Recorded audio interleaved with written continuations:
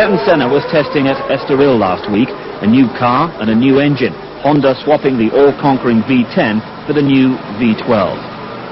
Now, Senna is not a man to give glib platitudes about a new season. His direct assessment of the winter's development made uncomfortable listening for a super-efficient team like McLaren, and was especially embarrassing for Honda.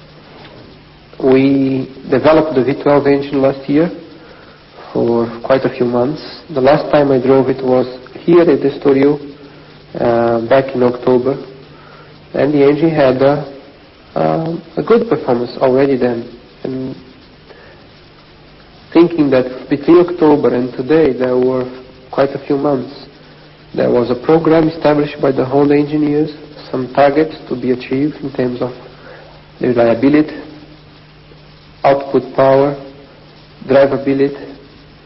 And now that I come back after all those months to drive the car, we clearly are not there. I discussed with the Honda engineers, they acknowledge it, they know it, it's not a secret, they know it, they have the figures from their test bench data. But we all know, and we are all trying to do our best. And the only difference is that instead of keeping it secret or not telling the truth, I just say the truth openly. And of course that creates a little bit of friction within the system, but there are no problems at all between Honda, myself, or McLaren. The horsepower will come, but what of the world champion's single-minded motivation? Senna reflected last week on an illustration of how that motivation works. In practice at Jerez last year, Martin Donnelly had his horrendous accident, and Senna was confronted with the big price that this sport sometimes demands. And that day, particularly, I was in the pits. The practice was stopped.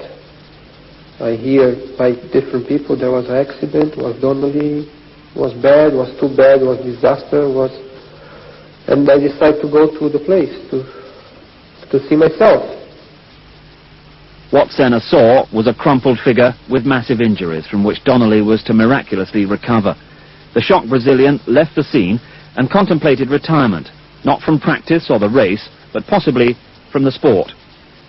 Million things went through my mind, and in the end I realized I was not going to give up my passion, even just having seen what I had seen. And I had to put myself together and walk out, go to the racing car and do it again. And do it again and do it even better than before. Because that was the way to kind of cover that impact that had on me. I was just not ready to give up. As much as I was scared to continue, I was not ready to give up my aim, my target, my objective, my passion, my dream, my life. This is my life. And so I had to go on. This was Senna's stunning qualifying lap hours after the Donnelly accident, which gave him his 50th pole position.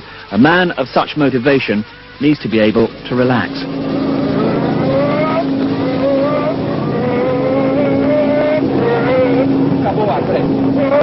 And Senna can relax, although thoughts of motor racing never seem to be too far away. Relaxation is back home at his beach house in Brazil.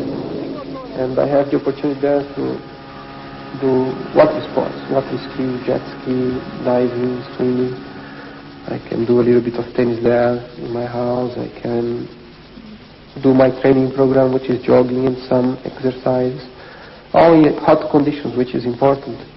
At the same time, I am eating very well. I have a stable life day by day. I'm not traveling, moving around, getting lots of people around me. I am private. I have my family, my girlfriend, kids around me from my family, and it's the perfect environment for you to just get back into a normal lifestyle and to be near to the nature and near to your basis. It's fundamental for you to come back to your own way, your own line, your referencing points, to get ready then after to the competition, to the fight. That fight can sometimes boil over, notably once again with Alain Prost at the Japanese Grand Prix. Senna accepts that this new disciplinary code might just be aimed at him.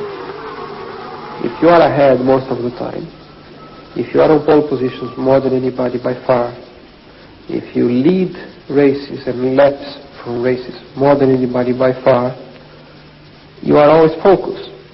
You are always the focus of attention of the TV cameras, and by consequence the world, the stewards, the teams, the spectators, and so on. And any single mistake you make, or anything wrong that goes with your car, or anything wrong that goes where you are, is well noted. I race for a team that is very successful. I race with people that give their maximum to win. They have demonstrated over the years before I was part of the team that we have to do what we believe is right, not what other people would like you to do, what other people would expect you to do, because they are competition. They are not on your side. Therefore, you have to aim for what your mind tells you, what your heart tells you, and whether you get it right most of the time, but sometimes wrong, you have to be prepared to pay the price. And people must be prepared to see it and accept it, because motor racing is dangerous by definition. Motor racing is exciting. Motor racing is a sport that brings people to the limit, man and machine. And it must be seen as that. And people that are on the limit and equipment that work on the limit are bound to go wrong from time to time. And that must be taken into consideration to be part of the game.